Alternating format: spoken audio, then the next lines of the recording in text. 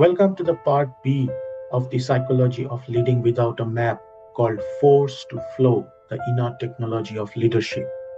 Leading in uncertainty requires more than tools, frameworks, or methodologies. When traditional leadership models train us to maintain judgment, control, presence, and credibility, here we build the inner capacity of the leaders for the real conditions.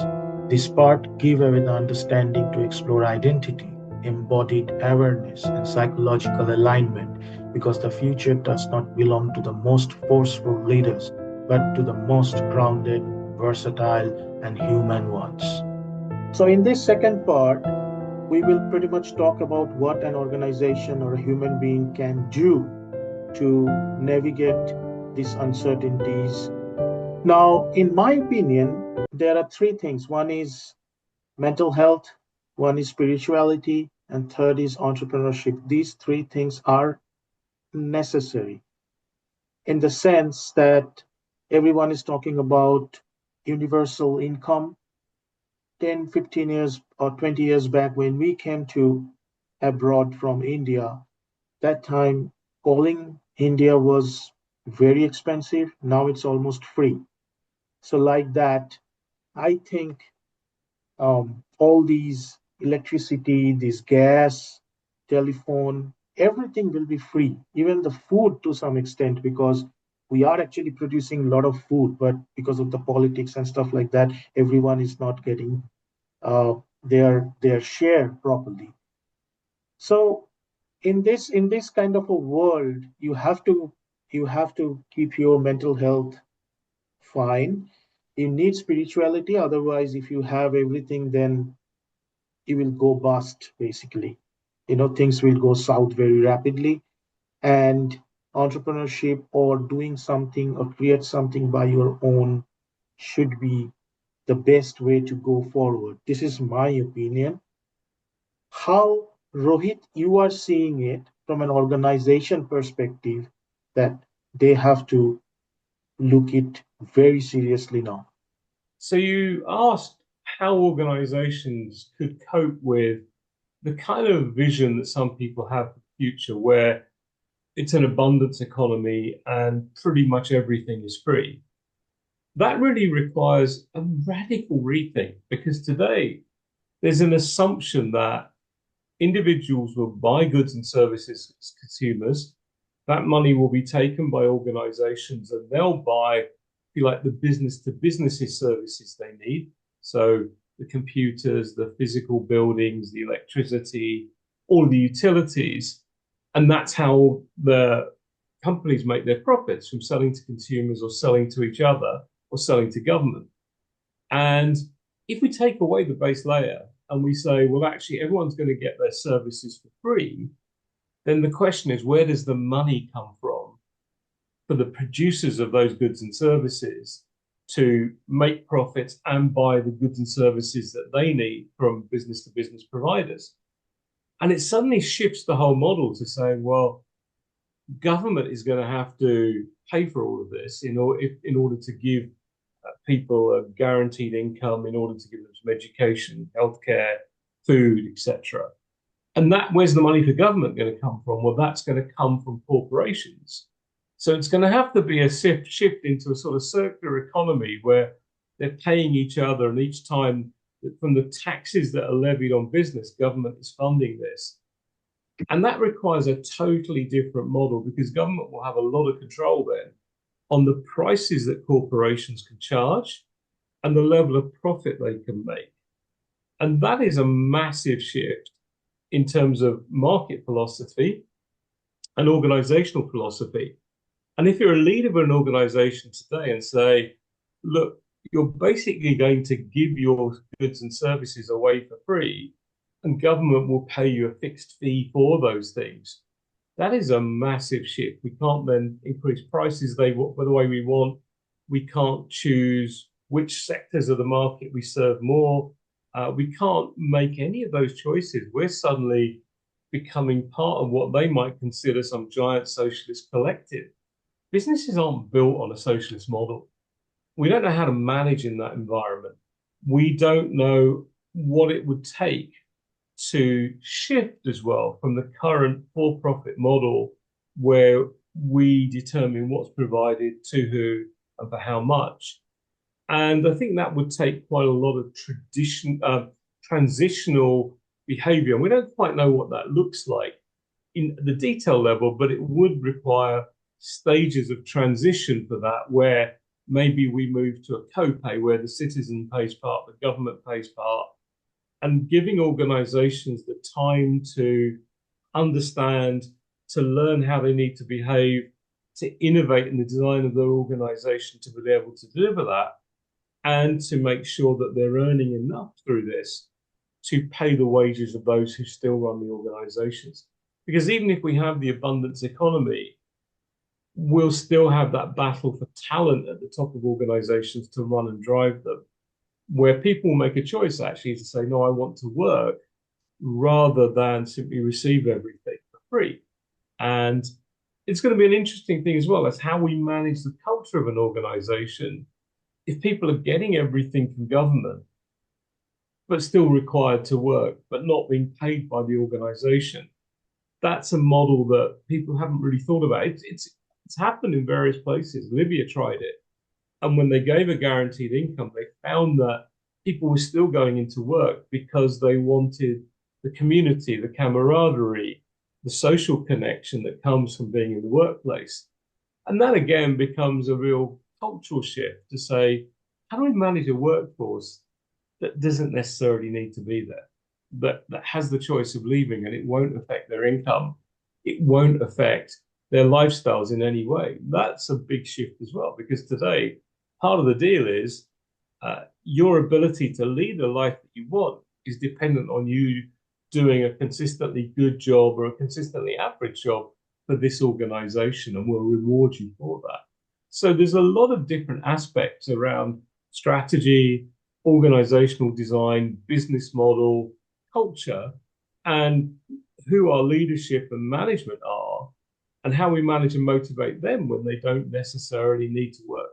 So there's a lot of very interesting choices to be made, lots of ideas out there about how that could happen.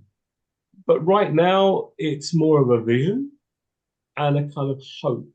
And hope isn't a very good strategy, and hope isn't a very good way of navigating our way through this. We need experiments to say, what would that look like? We need new kind of training to get people thinking about what this looks like and being part of collective groups, if you like, working across businesses and across government to say, how would we evolve this? What are the kind of experiments we want to do? How do we test this? And be really open in the world around us to say, we don't know the answers. It comes back to a point we made in the last episode that we have to get comfortable in the not knowing. Because if we try to solve these things through what we know, we just keep hitting the buffer of this makes no sense to us. So we have to get comfortable with not knowing and learning and experimenting and just trying different ways of doing this to get to a sustainable model that allows for the abundance economy to truly work in practice without some kind of fudges and issues in the middle. From individual point of view, as I said, Kapil, that entrepreneurship or mental health and spirituality, all these things are necessary. And these are all kind of from an inner calling. It's an individual thing, right? You cannot probably say that system will come and like push spirituality into your life and something like that. So in that environment, how individual can build a psychological safety within themselves or be vulnerable and have that guts to talk openly and spontaneously about that vulnerability. I mean, how you saying it? I love what Rohit said about the shifts that and the not knowing of it. I think the way when I think about it, I see it in a way that we live in a world, a society, a social fabric where um, what we produce. production is what gives us value as individuals. It's like we often say to be a productive member of society. And essentially, what we're saying is that through the advancements, through technology, through AI and whatever, that production can be taken over by someone else. So, and if that happens, then as an individual, as human being, what am I supposed to do? You know, my entire life has been designed by this idea that I go to school, get educated, get a job, be a productive member of society, buy a house, be able to afford certain things in life, have a great credit rating that'll define how much money I can borrow, all these things, right? So we have a structure which is very much based on how well we produce. If, we live in a world where we don't have to produce, then who are we? What is our identity? So it's like, again, going back to that question we looked at, how have we defined our identity? And how we will need to look at redefining that. What if, can I actually be someone who is just enjoying myself on this planet? you know, like, oh, sure, AI can create beautiful art, but it's my self-expression. If I'm given a blank canvas, I want to draw, I want to paint, I want to garden, I want to build things because it's part of my self-expression. It's part of my um how do I find my own potential as a human being. And I think when you say mental health and well-being, um, spirituality and entrepreneurship, that is how I look at it. Is we at an individual level and a social level will have to redefine what that means. If, as a human being, I am actually free to do anything and don't have to do something, don't have to produce to make ends meet, to get food, to have shelter, then who am I? And can I actually really thrive in that environment when there isn't a structure for me to say 9 to 5, I have to go and do this job so that I can get paid. I am getting paid, or whatever the paying will look like. I am getting fed, I have enough food, I have enough things to do. Then it suddenly opens up a whole new world of who am I, what is my identity, and what does fulfillment, what does purpose, what does self-expression and being in my potential while I'm alive looks and feels like. And I think at an individual level that will shift, at a social level, at a global level that will shift. I don't know exactly how it's going to go. It's such a big unknown. We are, I think, at that point in our sort of in history and sort of in our culture where I think it is possible that that will happen. You know, and it will really force us as individuals to look at how do we live life, what is meaning in our life, what drives meaning, what is purpose, what is fulfillment, what is joy and happiness. And each individual that probably have to find that answer for themselves. And what organizations or governments or other things will have to morph into to make that happen. Maybe Rohit will have a better idea on that. But it is a big responsibility as individuals that we will have to take, and we are not equipped for it because our education system, our culture doesn't encourage us right now. It's only when we go through some massive change in our life that we are forced to look at, where we're forced to answer these questions. And I feel yet another driver for that is coming in terms of technology and AI and all these new advancements.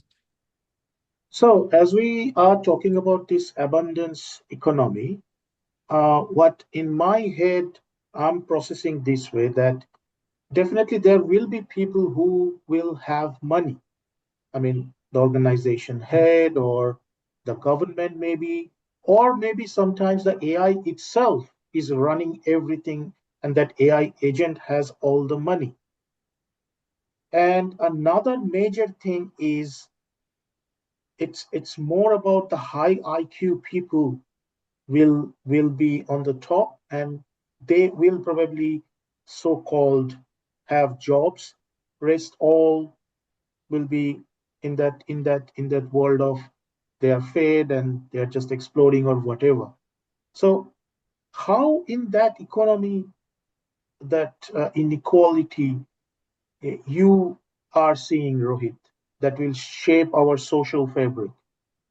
I think there's a really interesting set of questions that arise in terms of the social fabric when we start thinking about an abundance economy and literally everyone being able to have goods and services for free, uh, and turn up for work, if you like, and not get paid directly by our employers.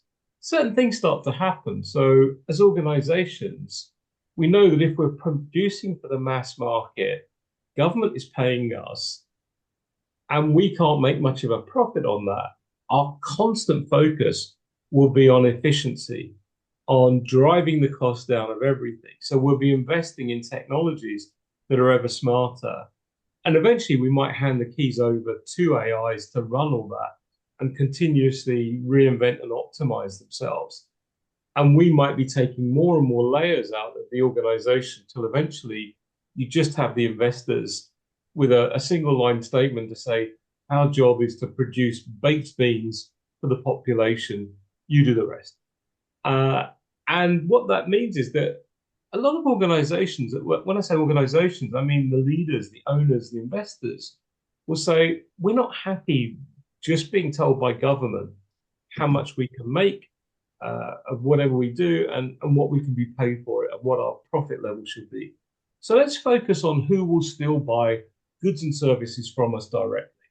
And that's going to be the people with some level of accumulated wealth or historic wealth. And then we'll all want to focus on those high net worths and the super net worths, if you like.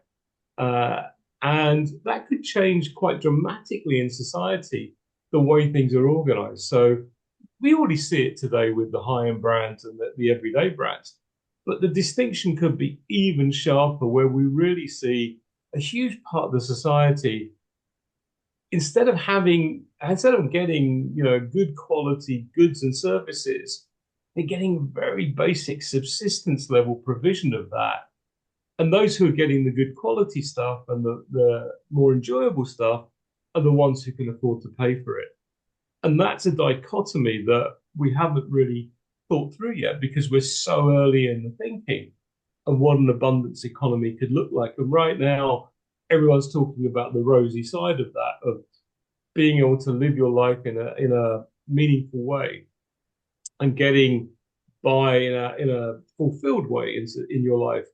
But what if that's, if you like, that hope is crushed and we end up with, out of a population globally of 8.3 billion today, what if 6 or 7 billion of those really are getting relatively poor quality goods and services, and all of the benefits and all of the best stuff is going to the wealthiest in society, and businesses are really focusing most of their attention and their innovation on serving that group? That's a kind of concern that I don't think anyone talking about basic income is really talking about right now.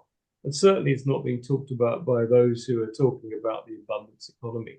So, Kapil, I mean, I was reading some article around this IQ, and okay, some leaders or some organization or government will say that, okay, you have to train people uh, to take them to the next ride and all these things, but there are a portion of a population, any country, they are not trainable. As this productivity is going to the roof, or all these technology and machines are coming and all these things, these people, well, they will do, because I guess they can't even explore things. They will be done and dusted.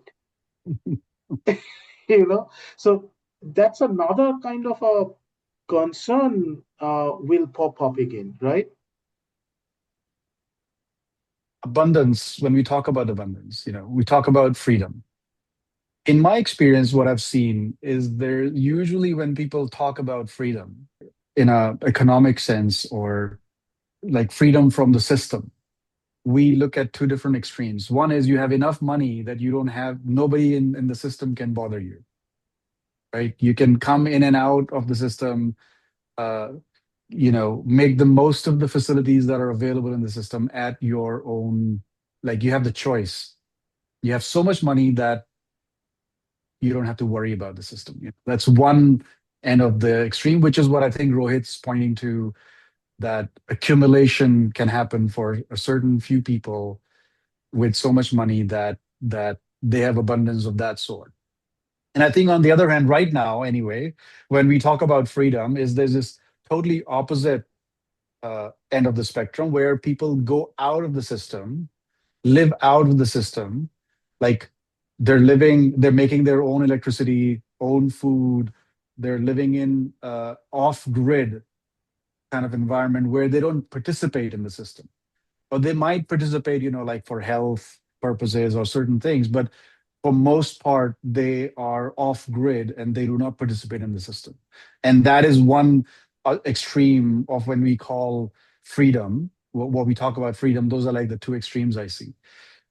And I think in the abundance uh, economy, or a world that is abundant, I feel that spectrum will have more um, people feeling that they are free inside of the system, you know. And all the things that we've talked about, what does that actually mean to individuals? How will we cope with that? So I think, I don't know how much of IQ really, I think IQ will always be important in some sense, but I guess the question is, if I have everything I want to survive and I'm, spending my time with the family, around a fire, singing songs, can I really be happy? You know, and how much IQ do I need for that? It's like it's another other extreme, but worth thinking about. What is human life, and that is the realm of questioning that we are going into now. What does human life mean? How do we find fulfillment, self-expression, and purpose while we are in that bookend of the being born and death. Now you can say, well, with the changes in science, we are also potentially moving towards living longer. you know so purpose becomes even more important then. Right now, about 150 years ago, 200 years ago, average age was what, 35. Now it's closer to probably 70, especially in the Western world. And if we move that dial more towards 100, in next few years with the medical advancements, what are we going to do? That itself is going to have a huge impact on the social fabric. Right now, most of the Western world is kind of set up in such a way that, well, hopefully by 70 you'll be gone. you know Maybe 80, 90 for a few percentage of the people, they will need to be taken care of. But what if we start to live healthy lives until 100, years? What are we going to do? We retire at 67, let's say in the UK. That's midlife crisis if we're living till 120. So I think ultimately, individually, we will all have to get to that point. It's like, what is the purpose of my life? How am I going to find joy and fulfillment if I am not producing? And I think that question becomes more and more important. And that directly ties into uncertainty, which is where we started in terms of leadership, and leadership, not just from I think corporate perspective, leadership in all areas of life, in all organizations. Uncertainty and really becoming friends with uncertainty is going to be the superpower, I think, going forward. So I think the major thing is coming up, which is self-inquiry or self-awareness or self-discovery. That is the journey we have to be in. So we've talked quite a lot about this challenge of navigating a really uncertain world and developing new models of management, new behaviors, new ways of relating that allow us to be more comfortable in uncertainty and comfortable in the not knowing. And that doesn't come easily. So we have pulled together our expertise and our experience to create what we're calling the Leadership Lab or the Future Leadership Lab to really help people think about how do we lead without a map? What are the behaviors we need? What are the insights we need? What are the mechanisms we need to put in place to allow us to be comfortable and ready for anything without knowing what we're being ready for? And that's about personal capabilities, self-awareness, and the underlying organizational processes around learning, innovation, foresight, and transformational thinking that allow us to navigate what's next. Example of that we would see in football, where we can train our players to play in certain ways, but as soon as we get on the pitch, if our opposition is playing differently, then we have to continuously adapt to that. But we require on the basics of people understanding the game, having ability to dribble, to pass, to tackle, to look around and see what their colleagues are doing on the pitch, to see who's most aggressive towards them, who's posing the most threat, and respond in real time. And that's more and more how we need to think about our organizations. So in response to all this change, we've understood that organizations need to change, our leaders need to change, our people need to change. We need to get much more comfortable in living and standing in uncertainty and not being panicked by it. And that requires a huge shift in the way we train leaders, in the way we help people develop their own self-awareness and their behaviors, and in the way in which we operate in our organizations.